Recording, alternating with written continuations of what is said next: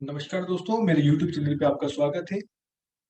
ये मेरा lecture number 3 है, जिसमें हम लोग BEEE RGPV सिलेबस के अकॉर्डिंग सॉल्व कर रहे हैं। मैं आपको पूरा BEEE का सिलेबस RGPV के अकॉर्डिंग सॉल्व करवाऊंगा और साथ में ये जो भी आपके पास हैंड रिटन नोट्स हैं, जो भी मटेरियल स्टडी मटेरियल मैं आपको डिस्क्रिप्शन बॉक्स में प्रोवाइड कर दूंगा। आज की क्लास में हम लोग फर्स्ट यूनिट के पार्ट को डिस्कस कर रहे हैं, जो आपके पास है Kirchhoff's law. Kirchhoff first law, Kirchhoff second law को हम लोग डिस्कस करेंगे, साथ में मैश एनालिसिस को भी डिस्कस करेंगे। किरचॉफ्स लॉ, तो किरचॉफ्स के बेसिकली आपके पास टू लॉस है। फर्स्ट आपके पास है फर्स्ट लॉ, जिसको क्या बोलते हैं, किरचॉफ्स करंट लॉ बोलते हैं, शॉर्ट में जिसको बोलते हैं केसीएल, शॉर्ट में बोलते हैं केसीएल। इसका स्टेटमेंट आपके पास इंपॉर्टेंट है, स्टेटमेंट देख लीजिए। The algebraic sum of all the currents meeting at a point और जंक्शन इज जीरो। इसका मतलब ये है कि आपके पास जितने भी आपके पास किसी भी सर्किट के किसी भी जंक्शन में, जंक्शन और नोड कौन से पॉइंट होते हैं जहाँ पे आपके पास दो से ज्यादा मतलब मिनिमम 3 पॉइंट आपस में कनेक्टेड होते हैं, उस पॉइंट को अपन क्या बोलेंगे, जंक्शन बोलेंगे। दो से ज्यादा मतलब 3 4 5 कितने भी हो सकते हैं। तो किसी भी जंक्शन पे, किसी भी नोड पर, किसी भी जंक्शन पे आपके पास जो करंट है उसका जो समीशन है, एल्जेब्रिक सम, वो आपके पास जीरो होता है। और एल्जेब्रिक सम जीरो होने का मतलब ये होता है कि आपके पास उसमें कुछ पॉइंट, आपके पास कुछ क्वांटिटी नेगेटिव होगी और कुछ क्वांटिटी पॉजिटिव होगी। तो सबका जो समीशन है वो आपके पास किसके बराबर होगा, जीरो के बराबर होगा। तो अगर आप इसको मैथमेटिकल फॉर्म में लिखना चाहते हैं तो मैथमेटिकल फॉर्म में इसको लिख सकते हैं, summation of I. Summation of I मतलब उस जंक्शन पे, जिस जंक्शन की बात कर रहे हैं, उस जंक्शन पे करंट का जो भी आपके पास समीशन है उसका मैग्नीट्यूड कितना होगा, इक्वल टू जीरो होगा। तो फॉर एग्जांपल के लिए मैंने सर्किट को सॉल्व करने के लिए यहाँ पे आपने एक सर्किट को ड्रॉ किया है। ये आपके पास वो रहा सर्किट। उस सर्किट में आपने एक जंक्शन को रिप्रेजेंट करना है। सपोज ये आपके पास जंक्शन है, उस जंक्शन को मैं जंक्शन ए से रिप्रेजेंट करता हूँ। इस जंक्शन में आपके पास नंबर ऑफ ब्रांचेस कनेक्टेड है। तो फॉर एग्जाम्पल यहाँ पे 5 ब्रांचेस कनेक्टेड है और 5 आपके पास करंट भी पार्क है। कुछ करंट आपके पास इनकमिंग है, मतलब करंट की जो डायरेक्शन है वो जंक्शन की तरफ है, और कुछ करंट आपके पास आउटगोइंग है, जो आपके पास जो करंट है वो जंक्शन से दूर की तरफ जा रहा है। तो मैंने ये रैंडमली मार्क किया है। सपोज आपके पास I1 I2 I3 और I4 आपके पास इनकमिंग करंट है, मतलब जो भी डायरेक्शन है करंट की वो इनकमिंग है। और I5 आपके पास जो करंट है वो करंट जंक्शन से दूर की तरफ है, तो वो आपके पास I5 आउटवर्ड डायरेक्शन में। तो आपके पास अगर मुझे ओम्स लॉ को, केसीएल को अप्लाई करना है, किरचॉफ करंट लॉ को अप्लाई करना है, तो केसीएल को अप्लाई करने के लिए आपको मालूम है कि एल्जेब्रिक सम किसी भी जंक्शन पे कितना होता है, आपके पास करंट का इक्वल टू जीरो होता है। तो आपके पास एल्जेब्रिक सम का मतलब ये होता है कि कुछ पॉइंट आपके पास क्या होंगे, नेगेटिव होंगे, कुछ करंट नेगेटिव होंगे और कुछ करंट आपके पास पॉजिटिव होंगे। तो अगर आप किसकी बात कर रहे हैं, करंट की बात कर रहे हैं, तो फॉर एग्जांपल मैंने सपोज कर लिया कि आपके पास जो इनकमिंग करंट है, इनकमिंग करंट को आप क्या लेके चल रहे हैं, पॉजिटिव लेके चल रहे हैं, और आउटगोइंग करंट को आप नेगेटिव लेके चल रहे हैं। आप किसी भी करंट को पॉजिटिव ले सकते हैं, किसी भी करंट को नेगेटिव ले सकते हैं। पर लेकिन मैंने क्या जूम किया है, मेरे साइन कन्वेंशन के हिसाब से मैंने जो आपके पास इनकमिंग है ना, मतलब करंट की डायरेक्शन आपके पास जो जंक्शन की तरफ है, तो इनकमिंग करंट को मैंने लिया है पॉजिटिव, और जो आपके पास आउटगोइंग करंट है, आउटगोइंग करंट को मैंने क्या लिया है, आउटगोइंग करंट को मैंने सपोज किया है नेगेटिव। तो यहाँ पे आप देख रहे हैं कि आपके पास I1 I2 I3 I4 incoming current थे, तो ये सभी मेरे पास पॉजिटिव है। और जो आपके पास I5 था वो आपके पास आउटगोइंग है, तो आउटगोइंग करंट को मैंने नेगेटिव ले लिया, इक्वल टू जीरो, क्योंकि समीशन कितना होना चाहिए, जीरो होना चाहिए। तो आपने I5 को उठा के यहाँ पे ट्रांसफर कर दिया, तो I1 plus I2 plus I3 plus I4 equal to I5। तो अगर मैं अदर वर्ड में बोलूं तो I1 plus I2 plus I3 plus I4 इन सब का समीशन किसके बराबर है, इनकमिंग करंट के बराबर है। और I5 जो आपके पास करंट है वो आपके पास किसके बराबर है, आउटगोइंग करंट है। ठीक है, तो ये आपके पास सबका समीशन इनकमिंग करंट हो गया, ये आपके पास आउटगोइंग करंट हो गया। तो एक्चुअल में इसको क्या लिखना चाहिए, total incoming current equal to total outgoing current. तो अगर मैं लिखना चाहूँ तो यहाँ पे लिख सकता हूँ टोटल, एक वर्ड लिख देता हूँ, total incoming current equal to total total outgoing current. तो ये आपके पास केसीएल का एक अदर स्टेटमेंट हो गया कि आपके पास incoming current equal to outgoing current किसी भी जंक्शन पर ना, किसी भी जंक्शन पे जितने भी आपके पास करंट इनकमिंग है और उतने ही जितने करंट आपके पास इनकमिंग है, मतलब जितने करंट का मैग्नीट्यूड, करंट का मैग्नीट्यूड, जैसे फॉर एग्जांपल 10 एम्पियर आपके पास इनकमिंग करंट है, आउटगोइंग भी कितना होगा, 10 एम्पियर होगा। तो ये आपके पास इंपॉर्टेंट था, जिसको मैंने डिस्कस कर लिया है। तो अगर इसका सेकंड स्टेटमेंट भी देखा जाए तो सेकंड स्टेटमेंट देख सकते हैं। तो सेकंड स्टेटमेंट भी मैंने यहाँ पे लिखा है। तो इसका जो सेकंड स्टेटमेंट है वो आपके पास हो गया, इनकमिंग इक्वल टू आउटगोइंग है, तो उसको लिख सकते हैं total incoming current equal to total outgoing current. और इसके बाद जो आपके पास सेकंड लॉ है, सेकंड लॉ है, सेकंड लॉ को क्या बोलते हैं, किरचॉफ वोल्टेज लॉ बोलते हैं, है ना। किरचॉफ के दो लॉ है, Kirchhoff current law, Kirchhoff voltage law. तो किरचॉफ का सेकंड लॉ है किरचॉफ वोल्टेज लॉ। तो इसका स्टेटमेंट मैं आपको बता देता हूँ। इन एनी क्लोज सर्किट, सबसे पहले इंपॉर्टेंट बात क्या है कि जब भी आप किरचॉफ वोल्टेज लॉ को अप्लाई करेंगे तो आपके पास इंपॉर्टेंट टर्म क्या है, क्लोज सर्किट। आपको क्लोज सर्किट आपके पास इंपॉर्टेंट है, तो इंपॉर्टेंट है तो मैं इसको अंडरलाइन कर देता हूँ। तो क्लोज सर्किट की अपने को बात करना है, तो क्लोज सर्किट आपके पास इंपॉर्टेंट है। और मैश, क्लोज सर्किट को अपन मैश भी बोलते हैं, क्लोज सर्किट को मैश भी बोलते हैं। The algebraic sum of all the electromotive force, EMF. तो आपके पास किसी भी क्लोज सर्किट में जितने भी ईएमएफ के सोर्सेस हैं, उसका एल्जेब्रिक सम, उसका सम, है ना, एल्जेब्रिक सम। ठीक है, the algebraic sum of the all the electromotive force, मतलब ईएमएफ का सम एंड वोल्टेज ड्रॉप। ठीक है, एंड वोल्टेज ड्रॉप। ठीक है, इन दोनों का जो एल्जेब्रिक सम वो कितना होना चाहिए, इक्वल टू 0 होना चाहिए। तो अगेन आपके पास किसकी बात कर रहा हूँ, तो ये आपके पास अगेन मैं किसकी, एल्जेब्रिक सम की बात कर रहा हूँ। तो एल्जेब्रिक सम में आपके पास कुछ क्वांटिटी पॉजिटिव होगी, कुछ क्वांटिटी आपके पास नेगेटिव होगी। तो आपके पास इंपॉर्टेंट क्या है, आपके पास जितने भी वोल्टेज के सोर्स लगे हुए, जिसको अपन क्या बोलेंगे, ईएमएफ का सोर्स बोलेंगे, उसका एल्जेब्रिक सम। और आपके पास जितनी वोल्टेज ड्रॉप है, वोल्टेज ड्रॉप मतलब क्या हुआ, ओम्स लॉ से, P equal to I R, जितनी वोल्टेज ड्रॉप है इसका आपके पास जो सम है। ठीक है, तो आपके पास इन दोनों का जो एल्जेब्रिक सम है, इन दोनों का जो एल्जेब्रिक सम है वो कितना होना चाहिए, इक्वल टू 0 होना चाहिए। और अगर अपन एल्जेब्रिक सम की बात कर रहे हैं तो एल्जेब्रिक सम में कुछ क्वांटिटी पॉजिटिव होगी, कुछ क्वांटिटी आपके पास नेगेटिव होगी। तो ये आपके पास इंपॉर्टेंट है, क्योंकि आपके पास जब भी आप एल्जेब्रिक सम इक्वल टू 0 बोल रहे हैं, तो 0 किस कंडीशन में हो सकता है कि जब सभी क्वांटिटी अगर प्लस हो, सभी क्वांटिटी माइनस हो गई, तो कभी भी वो रिजल्ट 0 नहीं हो सकता। 0 का मतलब ये होता है कि आपके पास कुछ क्वांटिटी आपके पास पॉजिटिव होंगी और कुछ क्वांटिटी आपके पास नेगेटिव। तो मैंने आपको इसी पॉइंट डिस्कस किया है। इसको मैथमेटिकल फॉर्म में अपन देख सकते हैं। तो मैथमेटिकल फॉर्म में मैंने इसको किस फॉर्म से लिखूंगा, इसको मेरा कर देता हूँ, 2 मिनट लगेगी। फिर अगर मैं मैथमेटिकल फॉर्म में इसको देखूँ, तो मैथमेटिकल फॉर्म में आपके पास मेरे यहाँ पे लिखा है, क्या लिखा है, algebraic sum of EMF, algebraic sum of EMF, EMF का algebraic sum plus algebraic sum of voltage drop, algebraic sum of voltage drop equal to 0, दोनों का समीशन। तो एल्जेब्रिक सम ऑफ ईएमएफ मतलब क्या हुआ, समीशन ऑफ ई लिख दिया। Algebraic sum of voltage drop, voltage drop क्या हुआ आपके पास, summation of I into R, है ना। ईएमएफ मतलब जो वोल्टेज के सोर्स है, वोल्टेज ड्रॉप मतलब आपके पास V equal to I R, formula equal to 0। तो ये आपके पास इंपॉर्टेंट है। और मैंने आपको क्या बताया था कि अगेन इन दोनों का जो सम है वो आपके पास 0 है। तो 0 का मतलब क्या होता है, 0 का मतलब ये होता है कि कुछ क्वांटिटी प्लस में, कुछ क्वांटिटी माइनस में। तो आपको फाइंड आउट करना है कि कौन सी क्वांटिटी प्लस है, कौन सी क्वांटिटी माइनस है। तो इसी चीज को सॉल्व करने के लिए अपन किसका यूज करते हैं, साइन कन्वेंशन का यूज करते हैं।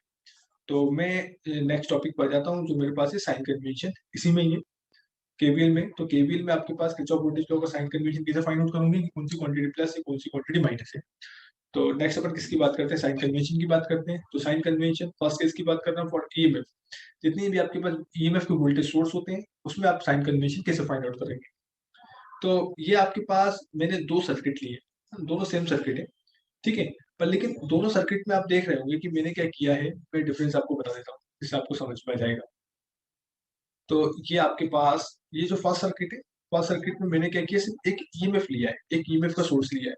तो फर्स्ट सर्किट में ईएमएफ का सोर्स लिया है, सेकंड सर्किट में भी ईएमएफ का सोर्स लिया है। यहाँ पे आपके पास ए पॉइंट बी पॉइंट, यहाँ पे भी ए पॉइंट बी पॉइंट। ठीक है, ए पॉइंट आपके पास प्लस पोलैरिटी से कनेक्टेड है बैटरी की, और जो बी पॉइंट है वो बैटरी के नेगेटिव टर्मिनल से कनेक्टेड है। अगेन इस जो सेकंड फिगर है, सेकंड फिगर में मैंने सेम काम किया है। ये फिगर फर्स्ट है, ये फिगर सेकंड है। तो इसमें आपके पास डिफरेंस क्या है, डिफरेंस ये है कि जब भी मैं केवीएल केसीएल को अप्लाई करता हूँ, केवीएल को अप्लाई करता हूँ, सॉरी केवीएल की बात कर रहा हूँ, केवीएल को भी अप्लाई करते हैं। तो केवीएल को अप्लाई करने के लिए आप क्या करते हैं, जो डायरेक्शन होती है, आप सर्किट में कैसे भी रोटेट कर सकते हैं, क्लॉकवाइज भी रोटेट कर सकते हैं, एंटी क्लॉकवाइज भी रोटेट कर सकते हैं, क्योंकि अपन क्लोज सर्किट की बात करेंगे। अभी मैंने पर्टिकुलर एलिमेंट की बात कर रहा हूँ। ठीक है, ये एलिमेंट आपको अज्यूम करना है कि किसी क्लोज सर्किट का पार्ट है ना। ये तो कुछ बच्चे सोचेंगे सर ओपन सर्किट में आपने केवीएल को कैसे अप्लाई कर, केवीएल को कैसे अप्लाई कर दिया। तो एक्चुअल में ये एक क्लोज सर्किट का ही एक पार्ट है जिसको अपन सेपरेट फॉर्म में स्टडी करना है। तो यहाँ पे आपके पास देख रहे हैं, इसको मैं क्या बोल देता हूँ, फिगर 1 बोल देता हूँ। ये आपके पास फिगर 1 है, ये आपके पास फिगर 2 है। दोनों फिगर को मैं एक्सप्लेन कर देता हूँ कैसे आपके पास डायरेक्शन एप्लीकेशन चलेगी। तो फिगर 1 में डिफरेंस क्या है कि मैं क्या कर रहा हूँ कि मैं ए से बी की तरफ जा रहा हूँ। ठीक है, ये मैंने एरो से डिजाइन किया। और फिगर बी में मैं कहाँ से जा रहा हूँ, बी से ए की तरफ जा रहा हूँ। मेरे डायरेक्शन ऐसा नहीं। तो फिगर 1 में ए से बी की तरफ जा रहा हूँ, फिगर बी में आपके पास फिगर सेकंड में बी से ए की तरफ जा रहा हूँ। ठीक है, जब मैं ए से बी की तरफ जा रहा हूँ तब क्या होगा, जब बी से ए की तरफ जा रहा हूँ तो क्या होगा, सर्किट सेम है, पर सर्किट में मैंने सिर्फ क्या किया है, डायरेक्शन चेंज किया है। इसमें अपन कहाँ से कहाँ जा रहे हैं, ए से बी की तरफ जा रहे हैं। इसमें कहाँ से कहाँ जा रहे हैं, बी से ए की तरफ जा रहे हैं। सिर्फ डिफरेंस इस चीज का है। मैंने एरो पे लिख भी दिया है जिससे आपको समझ में आ जाएगा। तो आप यहाँ पे देख रहे हैं कि जब मैं ए पॉइंट्स, पहले फिगर 1 को ऑब्जर्व करो। जब मैं किसकी बात कर रहा हूँ, फिगर 1 की बात कर रहा हूँ, तो फिगर 1 में मैं ए पॉइंट से बी पॉइंट की तरफ जा रहा हूँ। जब मैं ए पॉइंट से बी पॉइंट की तरफ जाऊंगा तो ए पॉइंट आपके पास किस पॉइंट से कनेक्टेड है, प्लस टर्मिनल से कनेक्टेड है। और प्लस मतलब होता है हायर पोटेंशियल, प्लस मतलब होता है हायर पोटेंशियल। तो ये आपके पास जो ए पॉइंट है वो एक्चुअल में क्या है, आपके पास हायर पोटेंशियल पर है। ठीक है, और आपके पास जो पी पॉइंट है वो बैटरी के नेगेटिव टर्मिनल से कनेक्टेड है। तो बैटरी का जो नेगेटिव टर्मिनल है वो आपके पास किससे कनेक्टेड है, पी पॉइंट से कनेक्टेड है। और नेगेटिव मतलब होता है लोअर पोटेंशियल। ठीक है, तो ये आपके पास हो गया लोअर पोटेंशियल। ठीक है, ये आपके पास हायर पोटेंशियल है, ये आपके पास लोअर पोटेंशियल है। तो आप ए से बी की तरफ जा रहे हैं, तो ए से बी की तरफ जा रहे हैं तो ए मतलब आपके पास हायर पोटेंशियल वाला पॉइंट हो गया, और बी आपके पास लोअर पोटेंशियल वाला पॉइंट हो गया। जब आप ए से बी की तरफ जा रहे हैं तो आपके पास देख रहे होंगे कि पोटेंशियल की वैल्यू कम होती जा रही है। हाई पोटेंशियल से लो पोटेंशियल, प्लस से माइनस जा रहा है, मतलब हाई पोटेंशियल से लो पोटेंशियल जा रहा है। तो आपके पास पोटेंशियल की वैल्यू कम होती जा रही है। और पोटेंशियल की वैल्यू कम होना मतलब किसी भी सर्किट में कोई भी चीज का कम होना, उसको अपन कैसे रिप्रेजेंट करते हैं, उसको रिप्रेजेंट करते हैं माइनस साइन से। तो इसलिए अपन जब ए से बी की तरफ जा रहे हैं तो आपके पास जो हाई पोटेंशियल से लो पोटेंशियल जा रहे हैं, तो हाई पोटेंशियल से लो पोटेंशियल जाने पर आपके पास वोल्टेज की वैल्यू क्या होगी, कम होती जाएगी। तो आपके पास वोल्टेज की वैल्यू कम होगी, तो अपन किस साइन का यूज करेंगे, अपन यूज करेंगे माइनस साइन का। तो ये आपने माइनस लिख दिया, और जो भी वोल्टेज का मैग्नीट्यूड है उस मैग्नीट्यूड को यहाँ पुट कर देंगे। ठीक है, तो ई विल बी नेगेटिव मैंने यहाँ पे लिख भी दिया। ठीक है, ई विल बी नेगेटिव क्यों होगा, क्योंकि ए पॉइंट से बी पॉइंट पे जा रहे थे, हाई पोटेंशियल से लो पोटेंशियल जा रहे थे। तो हाई से लो पोटेंशियल जाने पर वोल्टेज की वैल्यू कम हो रही है। जब वोल्टेज की वैल्यू कम होगी तो आपके पास जो करंट, जो वोल्टेज है उसकी वैल्यू कम होना मतलब नेगेटिव पॉइंट से रिप्रेजेंट करेंगे। पोटेंशियल ड्रॉप हो रहा है मतलब आपके पास वोल्टेज की वैल्यू कम होती जा रही है, तो नेगेटिव से रिप्रेजेंट किया है। और सेम सर्किट को जब मैंने यहाँ पे ऑब्जर्व किया, जब मैं बी से ए की तरफ जा रहा हूँ, तो आपको मालूम है कि जब मैं बी से ए की तरफ जा रहा हूँ तो बी आपके पास एक्चुअल में क्या है, नेगेटिव से कनेक्टेड है। तो बी आपके पास ऑलरेडी लो पोटेंशियल पर है, और ए आपके पास पॉजिटिव से कनेक्टेड है। तो पॉजिटिव मतलब आपके पास क्या है, पॉजिटिव मतलब हाई पोटेंशियल से। ठीक है, आप बी से ए पे जा रहे हैं मतलब आप लो पोटेंशियल से हाई पोटेंशियल पे जा रहे हैं, लो पोटेंशियल से हाई पोटेंशियल जा रहे हैं। जब लो पोटेंशियल से हाई पोटेंशियल जा रहे हैं तो वोल्टेज की वैल्यू बढ़ती जा रही है। और वोल्टेज की वैल्यू को बढ़ना अपन कैसे रिप्रेजेंट करेंगे, प्लस साइन से रिप्रेजेंट करेंगे। तो प्लस साइन से रिप्रेजेंट करेंगे, तो जो ई है, जो वोल्टेज है, उसको अपन कैसा लेके चलेंगे, प्लस ई लेके चलेंगे। तो ये आपके पास इंपॉर्टेंट था साइन कन्वेंशन, जिसको मैंने एक्सप्लेन कर दिया है। पर लेकिन जब आप सर्किट में अप्लाई करेंगे तो आप इतना कॉन्सेप्ट सर्किट में अप्लाई नहीं कर पाते। तो इसलिए आप कुछ कॉन्सेप्ट दिमाग में रखेंगे। ठीक है, याद रखने के लिए, याद रखने के लिए आप क्या पॉइंट दिमाग में रखेंगे, याद रखने के लिए ये पॉइंट दिमाग में रखेंगे कि जब मैं ए से बी जा रहा था तो आपको याद ये रखना कि जिस टर्मिनल से मैं बाहर निकल रहा हूँ वो साइन मुझे यूज करना है ना, जिसमें आपको ज्यादा कंफ्यूजिंग नहीं होगा कि हाई पोटेंशियल लो पोटेंशियल जा रहा हूँ कि लो पोटेंशियल से हाई पोटेंशियल जा रहा हूँ। आपको इतना सोचने की जरूरत नहीं पड़ेगी। ठीक है, आपको डायरेक्ट क्या करना है, आपको डायरेक्ट ये देखना है कि आप सर्किट के किस टर्मिनल से बाहर निकल रहे हैं। सपोज मैं ए से बी जा रहा था, जब मैं ए से बी जा रहा तो कहाँ से बाहर निकल रहा हूँ, मैं बी से बाहर निकल रहा हूँ। वो बी किससे कनेक्टेड है, माइनस से कनेक्टेड है, मतलब माइनस से बाहर निकल रहा हूँ। जब मैं माइनस से बाहर निकल रहा हूँ तो मैं कौन सा साइन का यूज करूंगा, माइनस का साइन यूज करूंगा। और जब मैं बी से ए की तरफ जा रहा हूँ तो बी से ए की तरफ जाऊंगा तो मैं कौन से टर्मिनल से बाहर निकलूंगा, पॉजिटिव टर्मिनल से बाहर निकलूंगा। बी से ए की तरफ जा रहा हूँ तो ए से बाहर निकल रहा हूँ, तो ए आपके पास प्लस से कनेक्टेड है तो प्लस टर्मिनल से बाहर निकल रहा हूँ। तो जो से टर्मिनल से बाहर निकल रहा हूँ तो वो साइन आपको यूज करना है। तो याद रखने में भी आपको आसानी होगी। ठीक है, कॉन्सेप्ट भी आपको समझ में आ गया। तो होपफुली ये पॉइंट आपको क्लियर हो गया होगा। मैं आगे बढ़ता हूँ। तो सबसे पहले आगे बढ़ने से पहले मैं इसको रब कर देता हूँ। किसी भी पॉइंट पे अगर आपको कोई पॉइंट समझ में नहीं आया हो तो आप वीडियो को रिवर्स करके फिर से समझ सकते हैं, आपको डेफिनेटली समझ में आ जाएगा। बाकी मैंने हैंड रिटन नोट्स पे बहुत ही अच्छे ढंग से इसको समझाया है।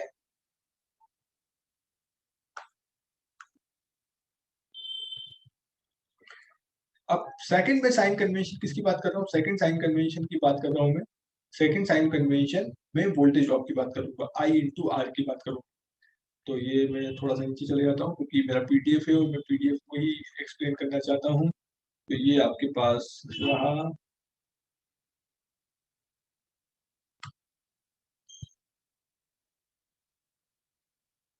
Just minute. ठीक है, ये हो गया मेरा पहुंच इस पॉइंट पे। तो ये देखो, मैं आपके पास किस पॉइंट को एक्सप्लेन करना चाहता हूँ। जो सेकंड पॉइंट है वो आपके पास है साइन कन्वेंशन। फिर से साइन कन्वेंशन को डिस्कस कर रहा हूँ फॉर वोल्टेज ड्रॉप। आपने इक्वेशन पढ़ी थी, summation of E plus summation of I into R equal to 0। तो मैं आई इंटू आर के समीशन की बात कर रहा हूँ कि आई इंटू आर का मैग्नीट्यूड क्या होगा। तो यहाँ पे आप देखो, सबसे पहले आपके पास मैंने एक रेजिस्टेंस लिया है, क्योंकि आपके पास जो भी वोल्टेज ड्रॉप होता है वो रेजिस्टेंस पे होता है। तो सबसे पहले एक रेजिस्टेंस लिया है, तो ये रहा आपके पास रेजिस्टेंस। तो रेजिस्टेंस आर, इसका रेजिस्टेंस का मैग्नीट्यूड है। अगेन यहाँ पे दो टर्मिनल ले लिए, ए टर्मिनल बी टर्मिनल।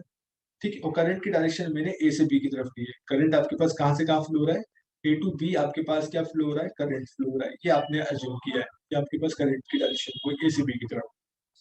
तो जब भी आपके पास रेजिस्टेंस गिवन होगा, तो रेजिस्टेंस से अपन करंट की डायरेक्शन के अकॉर्डिंग किसको प्लॉट करेंगे, आप वोल्टेज की पोलैरिटी फाइंड आउट करेंगे। क्योंकि करंट से रेजिस्टेंस का जब मल्टीप्लाई होता है तो वोल्टेज ड्रॉप होता है, ओम्स लॉ से, V equal to I R.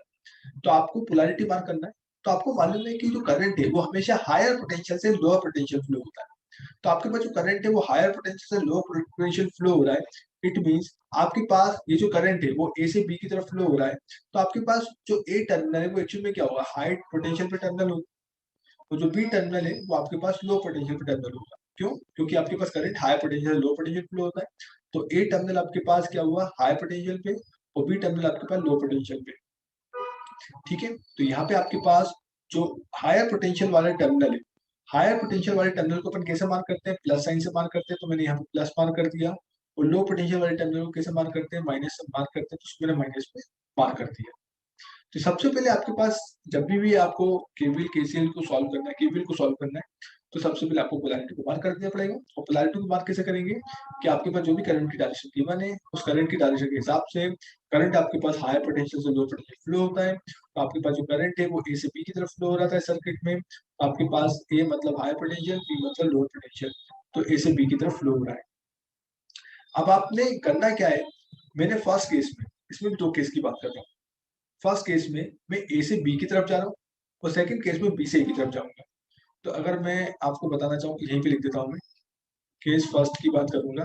तो केस फर्स्ट में अगर मैं ए से बी की तरफ जा रहा हूँ, मतलब ये मेरे पास रोटेशन की डायरेक्शन है ए से बी की तरफ। जब मैं ए से बी की तरफ जाऊंगा, ऐसी डायरेक्शन इंपॉर्टेंट क्या होगी, जब मैं केवीएल को पूरा इक्वेशन को अप्लाई करना बताऊंगा तब आपको समझ में आ जाएगा।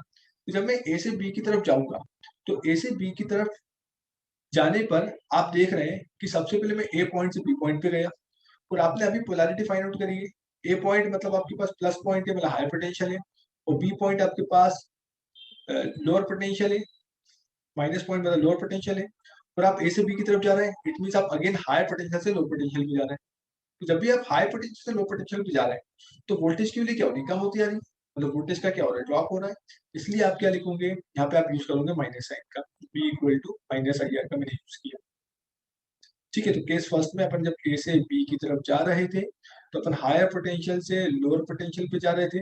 तो वोल्टेज की वैल्यू कम हो रही थी, इसलिए मैंने माइनस साइन का यूज किया। और मैग्नीट्यूड कितना होगा, आई इंटू आर के बराबर, क्योंकि ओम्स लॉ से V equal to I R होता है। और साइन आपको क्या लेके चलना है, माइनस साइन लेके चलना है। ठीक है, और इसके आगे इसको मैं रब कर देता हूँ।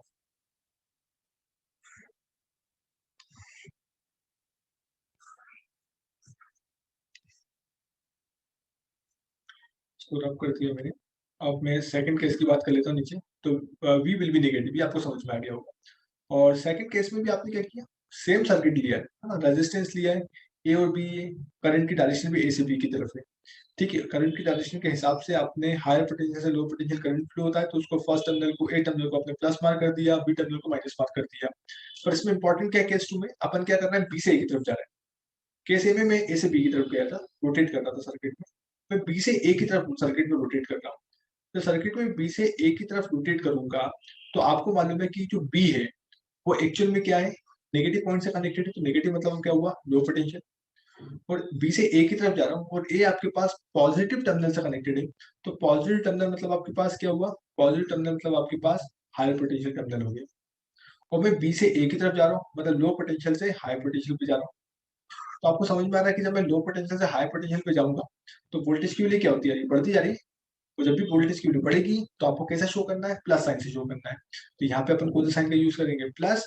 और मैग्नीट्यूड किसके बराबर होगा, ओम्स लॉ से आई इंटू आर के बराबर होगा। तो यहाँ पे मैंने लिखा है वोल्टेज विल बी पॉजिटिव। तो होपफुली आपको ये समझ में आ गया होगा, साइन कन्वेंशन आपके पास इंपॉर्टेंट है जो आपको समझ में आ गया होगा। तो मैं इसको रब कर देता हूँ और नेक्स्ट में एक इससे रिलेटेड एक क्वेश्चन को मैं सॉल्व करके आपको दिखाता हूँ कि आपको कैसे सॉल्व करना है। ठीक है, तो मैंने एक एग्जांपल भी लिया है जिससे आपको समझ में आ जाए। ठीक है, तो एग्जांपल है, एक काम करता हूँ, इस एग्जांपल से पहले मैं अपना एक सेपरेट एग्जांपल लेकर आपको सॉल्व करवा देता हूँ, जिससे आपको थोड़ा बहुत हेल्प मिल जाएगा कि मैं क्या बताना चाहता हूँ आपको।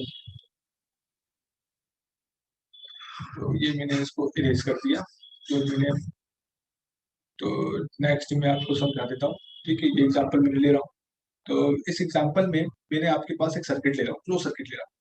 तो ये रहा मेरे पास क्लोज सर्किट। ये आपके पास प्लस माइनस 10 वोल्ट है। ये आपके पास रेजिस्टेंस है R1 जिसका मैग्नीट्यूड मान लो आपके पास 1 ओम है। यहाँ पे एक और रेजिस्टेंस कनेक्टेड है जिसका मैग्नीट्यूड आपके पास मान लो 2 ओम है। यहाँ पे आपके पास एक वोल्टेज सोर्स गिवन है, यहाँ माइनस है यहाँ प्लस है। और यहाँ पे आपके पास इसका मैग्नीट्यूड आपके पास है 5 वोल्ट। ठीक है, 5 वोल्ट ले लेता हूँ मैं। इसका मैग्नीट्यूड मैं 5 वोल्ट ले लेता हूँ। ये हो गया आपके पास 5 वोल्ट। और सर्किट को मैंने क्लोज कर दिया। और सर्किट में आपने सपोज कर लिया कि आपके पास जो करंट है उस करंट की डायरेक्शन आई ए रही। ठीक है, अब मुझे इस सर्किट में केवीएल को अप्लाई करना है। तो जब भी मैं केवीएल सर्किट में अप्लाई करूंगा तो मैंने आपको क्या बताया था कि आप सर्किट में कैसे भी जा सकते हैं।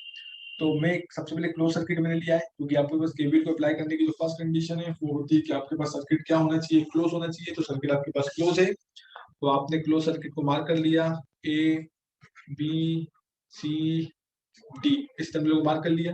तो मैं सर्किट में कैसा भी रोटेट कर सकता हूँ। ठीक है, तो सर्किट में मैं सबसे पहले फर्स्ट केस में, दोनों केस को मैं आपको एक्सप्लेन कर दूंगा।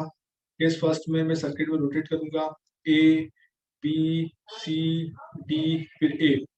और सेकंड केस में मैं सर्किट में रोटेट करूंगा, सेकंड केस में मैं सर्किट में रोटेट करूंगा D C B A D. Second case में सर्किट में मैं ऐसे रोटेट करूंगा। ये फर्स्ट केस हो गया, ये सेकंड केस हो गया। अब मुझे सबसे पहले क्या करना है, जो भी करंट गिवन है उस करंट के हिसाब से मुझे जो रेजिस्टेंस है उसमें पोलैरिटी फाइंड आउट करना है, वोल्टेज की पोलैरिटी फाइंड आउट करना है। तो मैं वोल्टेज की पोलैरिटी कैसे फाइंड आउट करूँ, वोल्टेज की पोलैरिटी फाइंड आउट करने के लिए आप क्या करोगे, सबसे पहले आपको मालूम है कि करंट हमेशा हायर पोटेंशियल से लो पोटेंशियल फ्लो होता है। जब मैं R1 रेजिस्टेंस की बात कर रहा हूँ, R1 इसको R2 बोल देता हूँ कंफ्यूजिंग। तो R1 रेजिस्टेंस में जो आपके पास करंट है वो हायर पोटेंशियल से लो पोटेंशियल फ्लो हो रहा है। तो हायर पोटेंशियल टर्मिनल मतलब क्या हुआ, आपके पास प्लस टर्मिनल, और लो पोटेंशियल आपके पास माइनस टर्मिनल। तो आपने इस सर्किट में R1 रेजिस्टेंस में वोल्टेज की पोलैरिटी, जो वोल्टेज ड्रॉप होगा उसकी पोलैरिटी प्लस माइनस मार्क कर दिया। अगेन आपके पास ये जो करंट है इस करंट के हिसाब से आपके पास 2 ओम रेजिस्टेंस में जो करंट फ्लो होगा वो अगेन आपके पास high potential low potential flow होगा। तो आपने प्लस टर्मिनल, फर्स्ट टर्मिनल को प्लस ले लिया, सेकंड टर्मिनल को माइनस ले लिया। तो करंट आपके पास हाई पोटेंशियल से लो पोटेंशियल फ्लो हो रहा है। अब आपके पास अब आपके पास मुझे क्या करना है, इस सर्किट में केवीएल को अप्लाई करना। ठीक है, ये आप लोग सोच रहे हो करंट की डायरेक्शन मैंने कैसे ले ली। ये करंट मैंने अज्यूम किया है क्योंकि मेरे पास करंट अभी गिवन नहीं है। तो करंट जो भी मेरे पास गिवन नहीं है मैंने उसको अज्यूम कर लिया। तो मैंने अज्यूम करंट की डायरेक्शन इस डायरेक्शन में अज्यूम कर लिया। आप इसका अपोजिट भी अज्यूम कर सकते हैं और उसके अपोजिट के हिसाब से आपको करंट की डायरेक्शन को, करंट वोल्टेज की पोलैरिटी को मार्क करना पड़ेगा। ठीक है, तो अभी मैं इसको सॉल्व करके दिखा रहा हूँ। तो आपके पास क्या हुआ, मान लो सर्किट की बात कर रहा हूँ और सर्किट में मैं कैसा रोटेट कर रहा हूँ, A B C D A. मतलब मैं सर्किट में क्लॉकवाइज जा रहा हूँ, इस सर्किट में मैं क्लॉकवाइज जा रहा हूँ। तो मैं इसको ऐसा बता देता हूँ कि इस सर्किट में मैं क्लॉकवाइज डायरेक्शन में जा रहा हूँ। ठीक है, तो मुझे इसकी इक्वेशन लिखनी है। तो इक्वेशन लिखने के लिए मैंने क्या किया, देखो सबसे पहले आप ए पॉइंट से आपने स्टार्ट किया। तो ए पॉइंट से गए, सबसे पहले रेजिस्टेंस पड़ा R1। और R1 रेजिस्टेंस पे आप कौन से टर्मिनल से बाहर निकल रहे हैं, माइनस टर्मिनल से बाहर निकल रहे हैं। ठीक है, मैंने आपको एक पॉइंट और डिस्कस अभी नहीं किया, मैं उसको डिस्कस कर देता हूँ जिससे आपको समझ में आ जाएगा। मैं कौन सा पॉइंट को डिस्कस करना चाहता था, मैं शॉर्ट ट्रिक की बात करने वाला था, मैं शॉर्ट ट्रिक शायद मैंने आपको डिस्कस करना भूल गया। ठीक है, तो शॉर्ट ट्रिक 2 मिनट लगेंगे आपको डिस्कस करने में।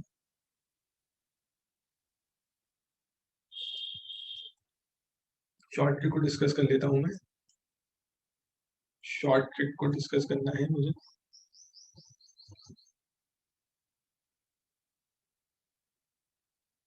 ठीक है, तो वो शॉर्ट ट्रिक क्या होती है, आपको क्या बताया था मैंने कि जब ए से बी की तरफ गए थे तो हाई पोटेंशियल लो पोटेंशियल गए थे, करंट नेगेटिव आ गया था। मतलब जो डायरेक्शन थी वो आपके पास हाई पोटेंशियल लो पोटेंशियल, मतलब आपके पास वोल्टेज की कम हो रही थी, नेगेटिव साइंस आपने यूज किया था। तो अगेन आपको शॉर्टकट क्या है कि आप जब ए से बी की तरफ जा रहे थे तब कहाँ से बाहर निकल रहे थे, माइनस से बाहर निकल रहे थे, तो आपको कौन सा साइन लेके चलना है, माइनस। ठीक है, जिस भी टर्मिनल से बाहर निकलेंगे वो साइन आपको लेके चलना है, जिसे आपने ईएमएफ के सोर्सेस में सॉल्व किया था। और अगर आप इसकी भी बात कर रहे हैं तो यहाँ पे भी आपके पास उसी रूल को अप्लाई किया है कि मान लो मैं बी से ए की तरफ जा रहा हूँ, तो बी से ए की तरफ जाऊंगा तो मैं प्लस से बाहर निकल रहा हूँ, तो इसलिए मैंने यहाँ पे प्लस साइन का यूज किया है ना, प्लस आई आर। ठीक है, किसका यूज किया, प्लस आई आर, ये आपके पास हो जाएगा प्लस आई आर। ठीक है, तो उसी कॉन्सेप्ट का अपन यूज करेंगे, तो उस कॉन्सेप्ट को मैं यहाँ पे यूज कर देता हूँ। तो आपने क्या किया, सर्किट में पहले मैं ए से जा रहा हूँ, R1 पे पहुंचा, और R1 में मैं नेगेटिव टर्मिनल से बाहर निकल रहा हूँ, तो मैं लिखूंगा, मैं क्या लिखूंगा, माइनस। ठीक है, माइनस और आई इंटू आर। तो आई आपके पास कितना हो गया, आई हो गया, और आर का मैग्नीट्यूड 1 हो गया, तो 1 इंटू आई, तो 1 इंटू आई मतलब कितना हुआ, आई हो गया। फिर नेक्स्ट में आपके पास R2 रजिस्टर से बाहर निकला, तो R2 से कहाँ से बाहर निकल रहा हूँ, माइनस टर्मिनल से बाहर निकल रहा हूँ अगेन, तो यहाँ पे मैंने क्या लिख दिया, माइनस। ठीक है, माइनस से बाहर निकल रहा हूँ, और क्या लिखूंगा, 2 इंटू आई, माइनस से बाहर निकलूंगा और 2 इंटू आई। ठीक है, क्योंकि ओम्स लॉ से है ना, V equal to I R, इस फॉर्मूला को यूज करते हैं, V equal to I into R, I को आर से मल्टीप्लाई करना, आई इंटू आर। ठीक है, तो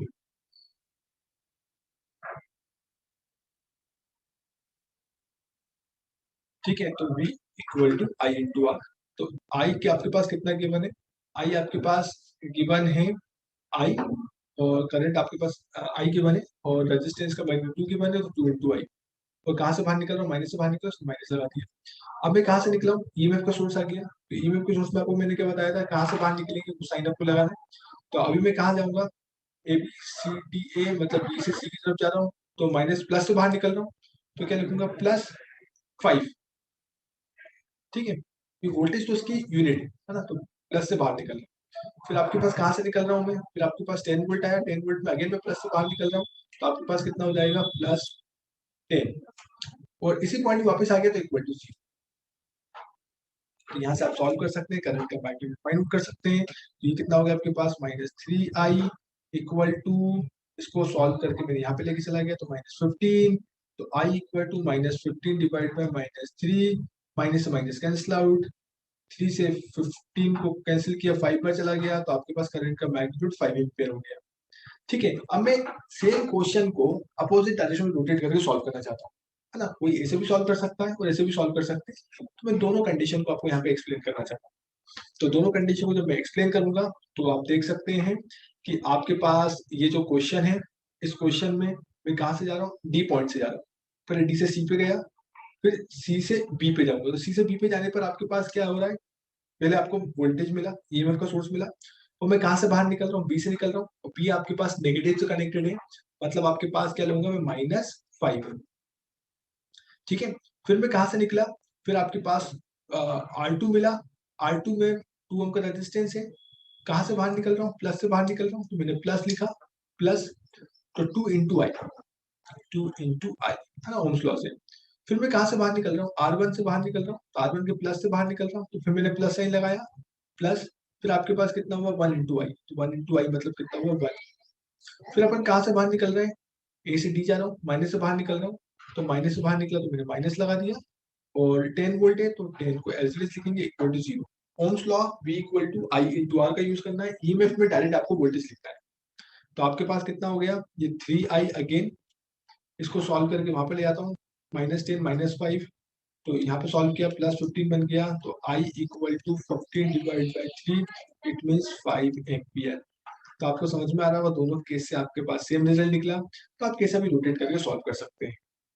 तो होपफुली ये आपके पास एग्जाम्पल आपको समझ में आ गया होगा। ठीक है, ये एग्जाम्पल कैसे सॉल्व करना है। तो ये मेरे पास मेरा थर्ड लेक्चर था जिसमें मैंने केवीएल केसीएल को आपको एक्सप्लेन किया है सिंपल से न्यूमेरिकल से। और थैंक यू।